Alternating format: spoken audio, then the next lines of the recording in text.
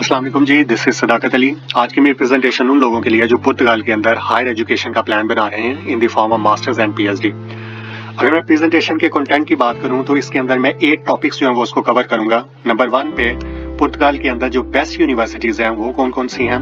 Number 2 पे पुर्तगाल की university में अप्लाई करने की डेडलाइन क्या है। नंबर 3 पे जब आपने यूनिवर्सिटी के अंदर अप्लाई करना तो आपको किन किन डॉक्यूमेंट्स की जो ज़रूरत होगी। नंबर 4 पे जब आपको यूनिवर्सिटी से एक्सेप्टेंस की ईमेल आ जाती है तब आपने पुर्तगाल की एम्बेसी के अंदर वीज़ा किस तरीके से अप्लाई करना है। नंबर 5 पे जब आप पुर्तगाल में ट्रैवल करेंगे तो आपने अपने साथ किन किन डॉक्यूमेंट्स को कैरी करना है। नंबर 6 पे पुर्तगाल के अंदर आपके रेजिडेंस कार्ड को किस तरीके से अप्लाई करना है। नंबर 7 पे एज ए इंटरनेशनल स्टूडेंट्स पुर्तगाल के अंदर कॉस्ट ऑफ लिविंग क्या है। नंबर 8 पे as a international students jobs opportunity क्या है और कितने वर्किंग आवर्स जो है वो आपको अलाउ है। सबसे पहले अगर मैं यूनिवर्सिटीज़ की बात करूं तो इसके अंदर मैंने 8 जो यूनिवर्सिटी है उसको लिस्टेड किया है। नंबर 1 पे यूनिवर्सिटी ऑफ लिस्बन है, नंबर 2 पे पोर्तो यूनिवर्सिटी है, नंबर 3 पे यूनिवर्सिटी ऑफ कैम्ब्रा है, नंबर 4 पे यूनिवर्सिटी ऑफ अवेरियो है, नंबर 5 पे यूनिवर्सिटी ऑफ अलगर्व है, नंबर 6 पे यूनिवर्सिटी नोवा दी लिस्बो है, नंबर 7 पे यूनिवर्सिटी ऑफ मिन्हो है, नंबर 8 पे कैथोलिक यूनिवर्सिटी ऑफ पुर्तगाल है।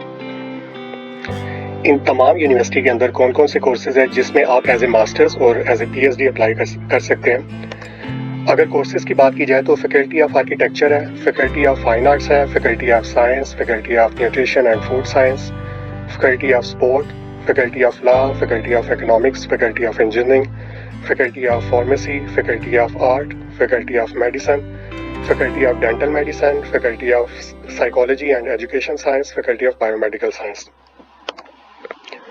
अगर आप मास्टर प्रोग्राम में अप्लाई करते हैं तो एनुअली फी इसकी 2500 से लेके 6000 यूरो तक है। अगर आप as a PhD student apply करते हैं तो एनुअली फी 1500 से लेके 3500 यूरो तक है इसकी पर ईयर। अगर यूनिवर्सिटी एप्लीकेशन की डेडलाइन की बात की जाए तो first application deadline April to May है, second application deadline June to July है, third application deadline August to September है। यूनिवर्सिटी के अंदर जब आपने अप्लाई करना तो आपको किन किन डॉक्यूमेंट्स की जो है वो ज़रूरत होगी। सबसे पहले तो आपने एप्लीकेशन जो फॉर्म है वो फिल करना है। ये यूनिवर्सिटी की वेबसाइट पे फॉर्म होता है जो कि आपने ऑनलाइन जो है उसको फिल करना होता है। जब आप फॉर्म को फिल कर लेते हैं तो इसमें डिफरेंट अटैचमेंट्स आती हैं जहाँ पे आपने ये अटैचमेंट लगानी है। सबसे पहले इसमें आपने सीवी जो है वो अटैच करनी है और जो सीवी है वो आपकी यूरोपास फॉर्मेट में होनी चाहिए। नंबर 3 पे मोटिवेशन लेटर होना चाहिए। मोटिवेशन लेटर के अंदर आपने ये मेंशन करना है कि आप जिस भी कोर्स में जो है वो अप्लाई कर रहे हैं तो उसमें जो आपकी प्रीवियस एजुकेशन है और या फिर आपका जो वर्क एक्सपीरियंस है वो कम्प्लीटली उस कोर्स के साथ जो मैच करता हो। नंबर 4 पे आपको पासपोर्ट की कॉपी चाहिए। नंबर 5 पे आपकी तमाम डिग्री और जो ट्रांसक्रिप्ट है उनकी कॉपीज़ आपने लगानी है जो कि अटेस्टेड हो HEC और मुफा से। नंबर 6 पे जब आप यूनिवर्सिटी के अंदर अप्लाई करेंगे तो हर यूनिवर्सिटी की एक एप्लीकेशन फ़ी होती है। नॉर्मली इनकी जो यूनिवर्सिटी की एप्लीकेशन फ़ी है वो 50 यूरो है। उसकी आपने रिसिप्ट जो है वो इसके साथ जो है वो अटैच करना है। यूनिवर्सिटी से एक्सेप्टेंस की ईमेल आ जाती है तब आपने अपने होम कंट्री में जो आपकी पुर्तगाल की एम्बेसी है वहाँ पे आपने वीज़े के लिए अप्लाई करना है।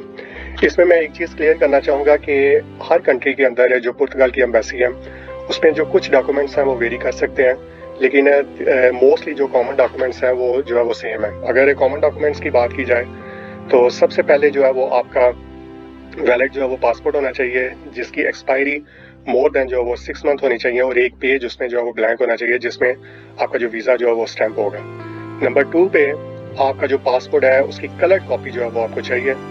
नंबर 3 पे आपने वीज़ा एप्लीकेशन फॉर्म जो है वो फिल करना है। Visa application form according to your visa होता है। लेट्स से अगर आप स्टूडेंट जो वीज़ा वो अप्लाई कर रहे हैं तो इसमें आर्टिकल 91 का एक फॉर्म होगा जिसको आपने जो है वो फिल करना है। नंबर 4 पे आपको पासपोर्ट साइज पिक्चर्स चाहिए।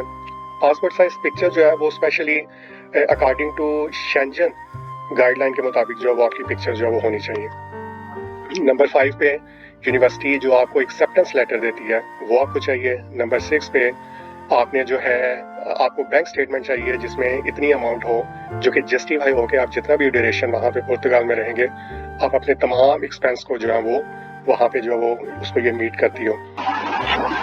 नंबर 7 पे आपके पास एप्लीकेशन और ट्यूशन फी का प्रूफ होना चाहिए।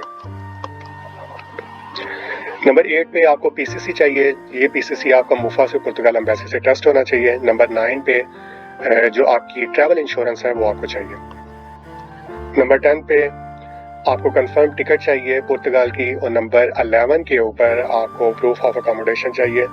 ये दो तरह के होते हैं। यहाँ फिर आप यूनिवर्सिटी की डॉर्मेट्री में अगर अप्लाई करते हैं तो वहाँ से आप अपना एक लेटर जो मंगवा सकते हैं।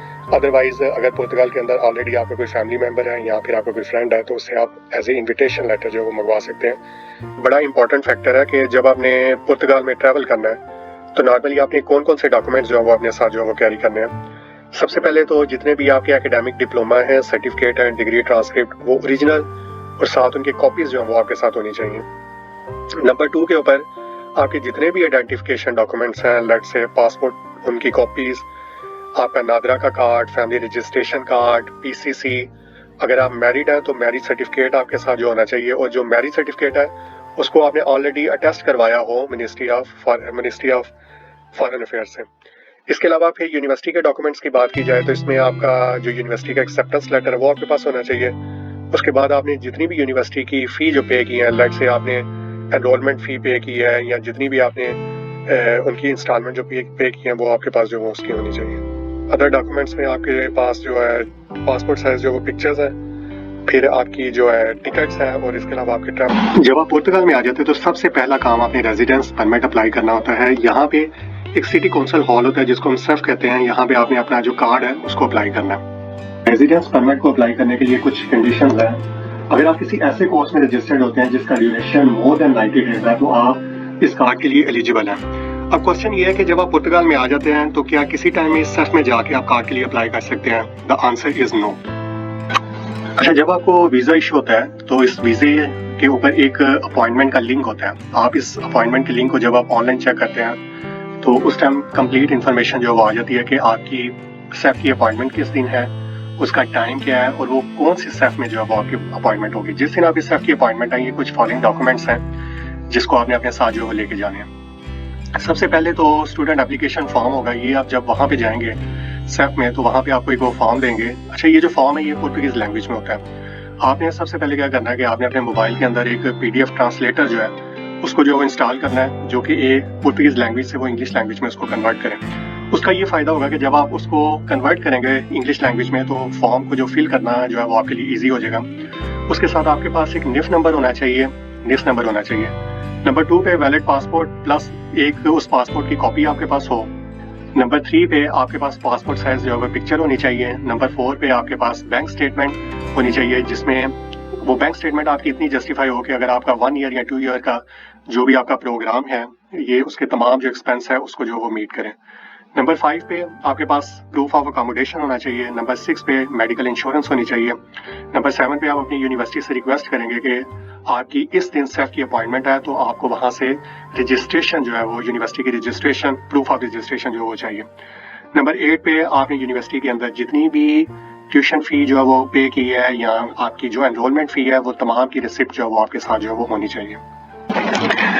अगर हम as a international student cost of living की बात करें तो आपकी अकोमोडेशन, फूड, ट्रांसपोर्ट का जो बजट है वो तकरीबन 500 से लेके 800 यूरो पर मंथ जो है वो होना चाहिए। यहाँ पे अकोमोडेशन जो है वो दो तरह की होती हैं। एक ये कि आप यूनिवर्सिटी की डॉर्मेट्री के लिए जो वो अप्लाई करते हैं, यूनिवर्सिटी की जो डॉर्मेट्री है वो अराउंड 150 से लेकर 250 यूरो तक है। दूसरा ये कि अगर आप कोई प्राइवेट रूम जो है वो लेते हैं तो वो तकरीबन आपको 250 से लेकर 350 यूरो पर मंथ तक जो है वो मिल जाता है। अगर हम ट्रांसपोर्टेशन की बात करें तो यहाँ पे बस, ट्रेन, ट्राम्स और मेट्रो इन सब का एक कॉमन कार्ड बनता है जिसकी कास्ट अराउंड जो है वो 40 यूरो होती है। अगर हम फूड की बात करें तो यहाँ पे ब्रेकफास्ट, लंच और डिनर जो है अगर पर मंथ के हिसाब से देखें तो ये 150 से लेकर 250 यूरो तक इसका जो है वो बजट बन जाता है आपका। अगर आप पुर्तगाल में एज ए इंटरनेशनल स्टूडेंट है और आपके पास रेजिडेंस परमिट है तो आपको जो है वो तकरीबन 20 आवर्स जो है वो पर वीक जो है अलाउ है। अगर आपकी सेमेस्टर ब्रेक आ जाती है या हॉलीडेज आ जाती है तो उसके अंदर आप फुल टाइम जो है वो काम जो है वो कर सकते हैं। आप यहाँ पे कौन कौन सी जॉब कर सकते हैं? एज ए रिसेप्शनिस्ट आपको जॉब मिल सकती है, किसी वेयर हाउस में आपको जॉब मिल सकती है, और सबसे अच्छी अपॉर्चुनिटी ये है कि जिस यूनिवर्सिटी के अंदर आप एजुकेशन जो वो ले रहे हैं आप अपने सुपरवाइजर से रिक्वेस्ट करें कि अगर उसके पास कोई फंडेड प्रोजेक्ट है या कोई टीचिंग असाइनमेंट्स है तो उसमें वो आपको जो है वो इन्वॉल्व कर सकते हैं। I hope you like and enjoy this video. Thank you so much for watching this video.